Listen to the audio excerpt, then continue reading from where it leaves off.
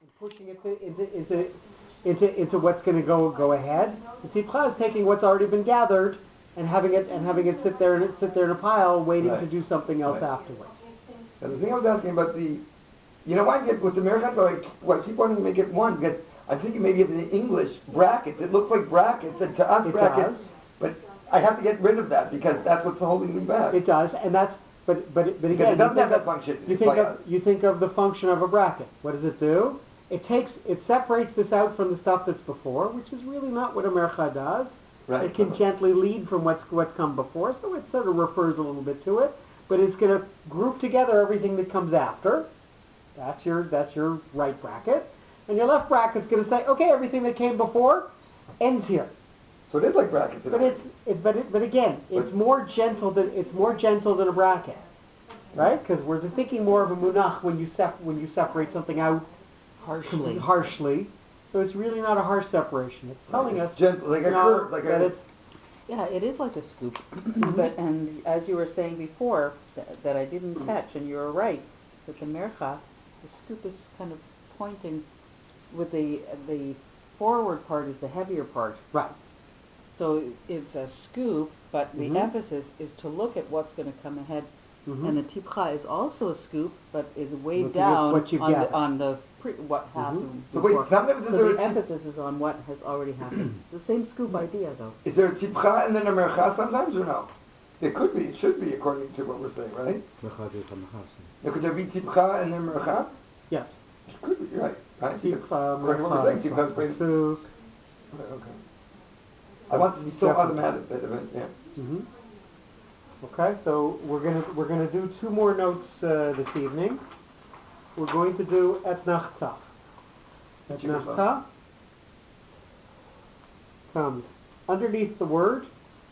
As we said, most of the sentences in Tanakh are this balanced one concept and then a mirror image of that same concept with a little bit perhaps of a lower meaning or emphasis to it. And by the way, this is something that I've added to the parish, something that's not specifically in the parish, but I think it adds more time to the discussion. But then the two together adds more time. Okay. She's so full of chicken she can't think. No, I'm looking at the etnachta. So the etnachta is going to sit under a note. You notice that it's got this very stable base, and in the center it's got a line that points up. So whenever we come to an etnachta, we're going to know that this is a pause. We're going to stop after this.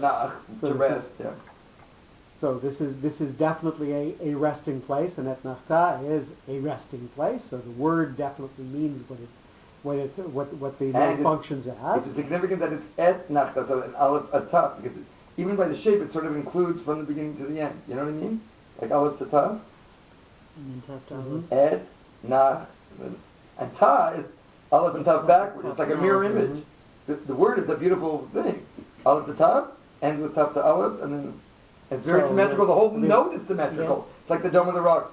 It should go to hell. But the top aleph at the end of a word. The poets in Akdamut specifically told us that he's focusing on the fact that you end Torah, you're going to begin Torah again. So every phrase in Akdamut that we read before Shavuos, before we get to Aseret Dibrot, ends in this ta.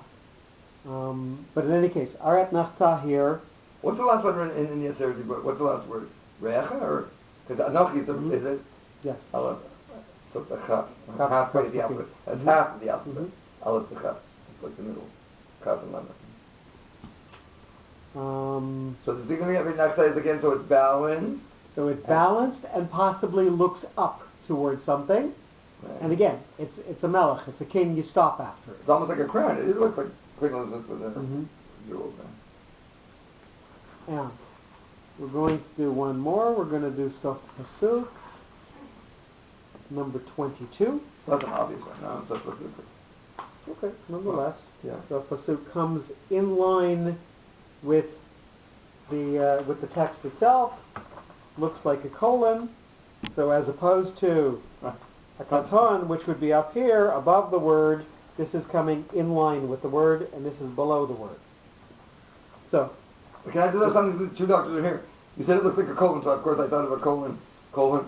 Does a colon look like that? Why, is there any connection between a colon No. in the body, yogurt colon, and no? Okay. There has to be on some level. There has to be a reason it's called colon or something.